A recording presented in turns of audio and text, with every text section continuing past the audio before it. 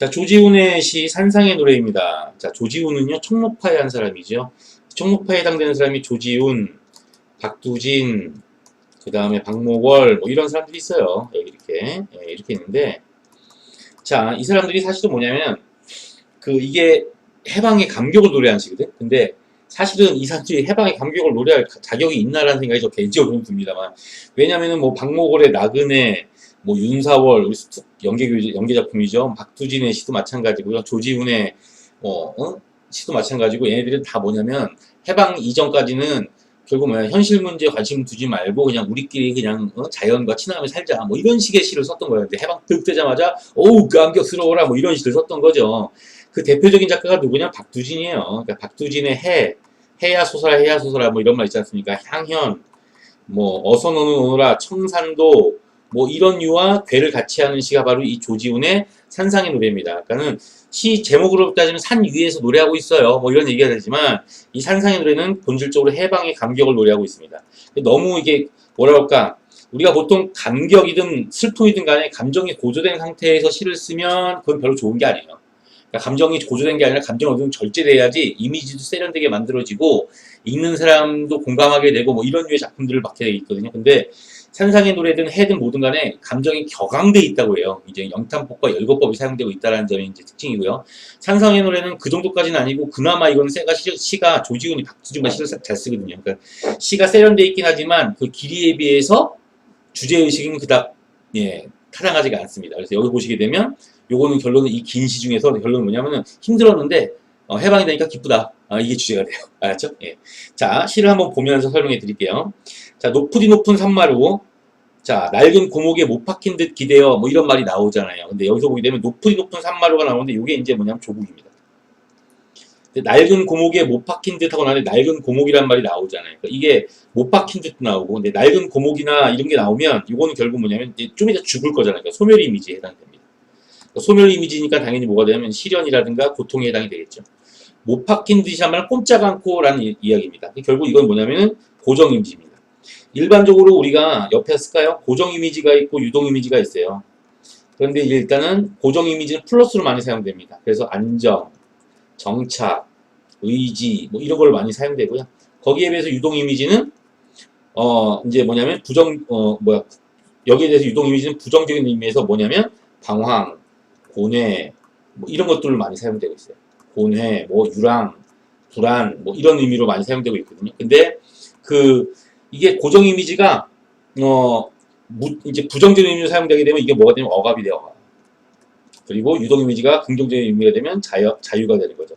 이 시는 유동 이미지가 긍정적으로, 그 다음에 고정 이미지가 부정적으로 사용된 케이스에 해당이 됩니다. 헷갈리지 마시고요, 알았지? 자, 그래서 여기 보시게 되면 뭐냐면, 그래서 못 박힌 건 뭐예요? 고정 이미지에 해당이 되는 거잖아요. 고정 이미지에 해당이 되니까, 이것도 마찬가지로 뭐냐면 억압을 당하면서, 결국 뭐야? 시련과 억압을 당하면서 이렇게 되는 겁니다. 그래서 이렇게 보면 결국 이것이 이제 일제 강점기가 되는 것이고요. 그래서 시련과 억압을 견디면서 내 홀로 긴 밤을 무엇을 간구하며 간구란 말은 간절히 바라며 울어왔는가라고 당연히 뭐야 조국의 광복을 얘기했거든요. 그러니까 간구하며 울어왔는가란 말은 결국 뭐야 조국 광복의 간절함을 보여준 거죠. 자 이렇게 자 그 다음에 이 아침 했는데요. 보통 우리가 시에서 시상의 전환하면 반 이상이 넘어간 다음에 시상의 전환이 일어나거든요. 근데 이 시는요, 이행에 시상의 전환이 일어납니다. 이게 시상의 전환입니다. 희한하죠. 그래서 아예 한마디 처음 하고요, 그냥 시상의 전환이 됩니다. 시상의 전환은 상황이나 정서가 뒤집어진 걸 얘기하는데 이만큼의 상황이 다 마이너스니까요, 이 이후에 나올 모든 상황은 다 뭐가 되는가? 플러스가 되는 거예요. 이 아침. 자, 시들은 핏줄의 구비구비로 사늘한 가슴에 한복판까지 하고 나와 있는데 여기 보시면 뭐가 나오냐면 시들은 핏줄 사늘한 가슴이 나오죠. 요게 나옵니다. 요거는 이제 마이너스인데 왜 플러스예요? 라고 얘기하는데 요게 결국 뭐냐면 지금 화자의 상태예요. 그러니까 화자의 마이너스한 상태가 된 거죠. 화자의 부정적 상태인데 자 여기서 끝나는 게 아니야. 뭐 때문에 그런 거냐면 이게 1년에서부터 이어져 내려온 즉 억압과 그 다음에 시련 때문에 결국 뭐야 힘든 화자의 상태가 나오잖아요. 그죠? 화자의 상태가 나오는데 여기에 은은히 울려온 종소리라고 얘기해요. 흔히들 우리가 시에서 종소리나 아니면 북소리나 뭐 이런 게 나오지 않습니까? 그러니까 종소리나 북소리가 나오게 되면 요건 주로 우리가 부활 또는 구원 뭐 이런 것의 의미에 해당이 돼요. 그러니까 일단은 뭐냐면 얘네들은 다 뭐예요? 이거를 재생? 회생? 부활? 구원이니까요. 맞습니까? 그러니까 생명력의 회복이라고 봅시다. 그렇죠? 생명의 회복이라는 것으로 우리가 이해가 되는 거예요. 북소리나 이게 나오면 무조건 생성 이미지입니다. 그래서 결국 뭐야? 종소리가 결국 뭐야? 죽어버린 내 이 마음에 울려 퍼지니까 당연히 나는 뭐예요? 생명이 회복된 거죠. 이렇게 우리가 판단하시는 겁니다. 이해가 됐죠? 자, 이제 눈 감아도 오히려 꽃다운 하늘이거니 내 영혼의 촛불로 어둠 속에 날에 떨던 샛별아 숨으라. 이것도 이제 새로운 발상인데요. 날에는 날개입니다. 그러니까 어둠은 여기서는 이제 뭐냐면은 부정적 현실에 해당이 돼요.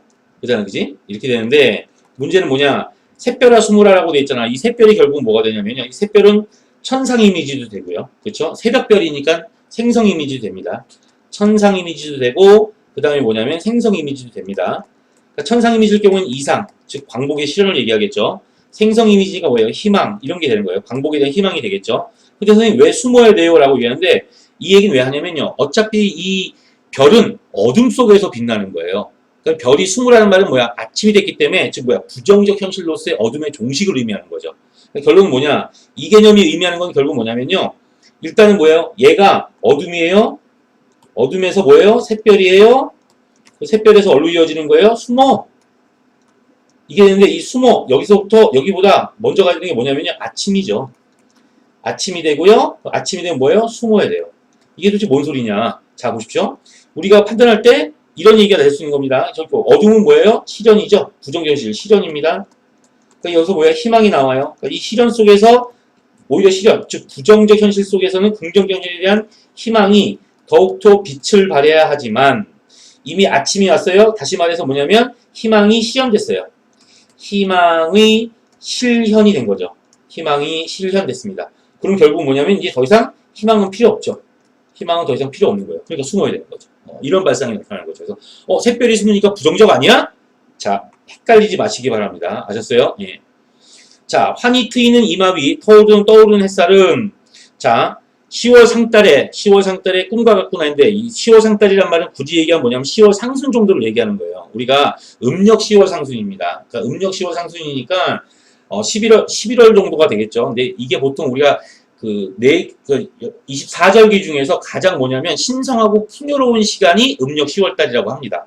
그러니까 결국은 우리가 여기서 보게 되면 10월 상달에 꿈과 같구나라고 하는 말은 그만큼 뭐냐면 풍요롭고 신성한 소망이라는 얘기예요.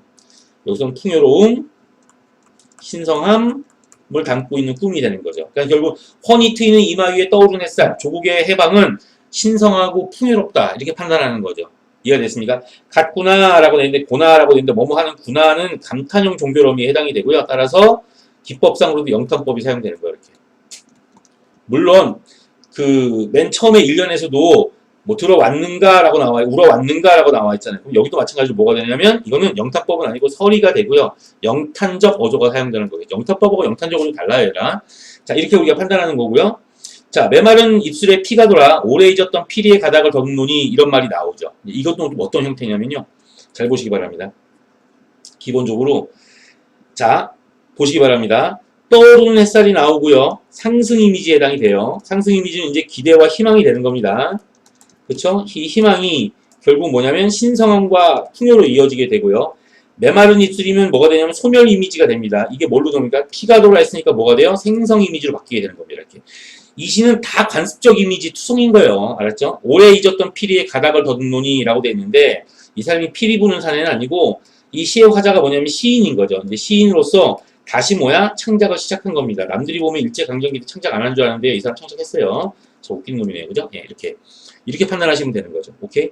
자, 새들 즐거이 구름 끝에 노래 부르고 사슴과 토끼는 한 포기 향기로운 사리순을 사양하리라는 말이에요. 사양하다 말은 됐어요.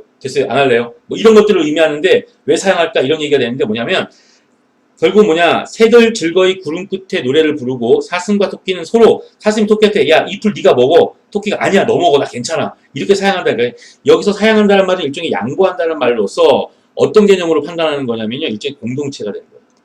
공동체니까 서로 공동체의 화합을 의미한다. 이렇게 우리가 판단하시면 되는 거죠. 이렇게 공동체 화합을 노래하는 시가 내가 했지 아까 맨 처음에 조지훈과 박두진이 같은 시를 쓴다고 했죠. 이 박두진의 시가 다 그래요. 박두진의 해, 향연, 뭐 청산도, 어선오노라 이 산문시계로 돼 있는 게 다 여기에 해당이 돼요. 그러니까 박두진의 시도 뭐 애띠고 고운 날을 누려보리라. 이게 바로 그냥 민족이 화합하는 시간이에요. 그래서 박두진의 동시대 시와 동일한 주제의식을 지니고 있습니다. 동일한 의미를 지니고 있습니다. 오케이? 이렇게 판단하시면 돼요.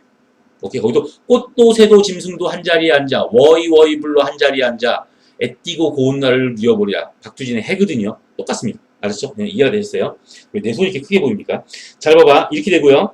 자, 여기 높으디 높은 산마루 맑은 바람 속에 옷자락을 날리며 내 홀로 서서 무엇을 기다리며 노래하는가. 자, 이 시는요. 언뜻 보면은 뭐 같냐면 이게 언뜻 보면은 수미상관 같아요. 1년이랑 한번 비교해 볼게요. 좀 작품을 좀 이렇게 줄여볼까요? 너무 줄이나? 자, 이렇게 나오는데 여기서 보게 되면 줄여보는데 잘 보십시오. 여기 보면 이제 1년이랑 3년이랑 한번 비교를 해볼 필요가 있어요. 얘랑 보면 형태가 비슷해서 수미상관처럼 보이는데 수미상관이 아니에요. 수미상관은 의미가 같아. 동일해야지 수미상관이 되거든요. 근데 이거는 수미상관이 될 수가 없어요. 이건 왜 그러냐면 똑같이 높은 산마루에서 시작이 되지 않습니까? 근데 문제는 뭐가 되는 거냐면요. 자, 여기 보면 얘는 낡은 고목에 못 박힌 듯 기대서 1년 같은 경우에는 낡은 고목에 못 박힌 듯 기대어 있는데 얘는 뭐라고 되냐면 맑은 바람 속에 옷자락을 날리며 있어요. 얘는 결국 뭐냐면요. 고정 이미지예요. 그리고 소멸 이미지에 해당이 됩니다. 근데 얘는 뭐가 되는 거냐면 어머야. 자, 얘는 뭐가 어머야 다 지워졌네. 자, 얘는 뭐가 되는 거냐면 자, 유동 이미지에 해당이 돼요. 자, 수업 초반에 제가 말씀드렸어요. 고정 이미지, 이 시는 고정 이미지의 부정적인 내용이고 유동 이미지의 긍정적인 부분을 수용한다고 그랬어요. 고정 이미지의 부정적인 부분으로 얘는 억압이고요. 얘는 뭐예요? 이제 이 산은 자유로운 산이 되는 거예요. 자유로운 산. 그래서 자유를 지향하면서 이런 걸 지워야죠. 자, 자유로운 모습으로 이렇게 약간 1년은 높은 산마루의 억압적인 모습으로 결국 뭐야 해방을 간절히 기원하는 모습이고요. 여기서는 뭐냐면은 높은 산마루의 자유를 누리면서 마음 놓고 뭐야 미래에 대한 희망을 노래하고 있는 거야. 그래서 자 1년은 뭐냐면 울고 있잖아요. 근데 여끝년은 뭐야 노래하고 있어요. 홀로 서서 노래하고 있어요. 동족노래방 간 거예요. 얘는 혼자 이불 뒤집어 쓰고 1년에서 울고 있었다면 끝년은 뭐냐면 동족노래방 가서 아싸 하고 노래를 부르고 있는 거라고요. 그러니까 완전히 뭐냐면은 지금 얘하고 얘가 1년과 끝년이 정반대가 돼버리는 거 아니겠습니까? 그 이유가 왜 그래요? 이연의 아부터 시작되는 시상의 전환 때문이에요.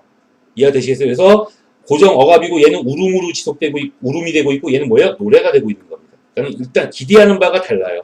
얘는 결국 뭐냐면 희망이 아니라 결국 뭐예요? 광복을 소망하고 있습니다. 그렇죠? 광복을 소망하고 있는 반면에 얘는 뭐냐면은 결국 뭐야? 민족의 화합이죠. 화합. 그렇죠? 민족의 화합을 희망하고 있다. 이런 식으로 우리가 이해해 주시면 됩니다. 여기까지 이해되셨죠? 자, 여기까지 산상의 노래였습니다.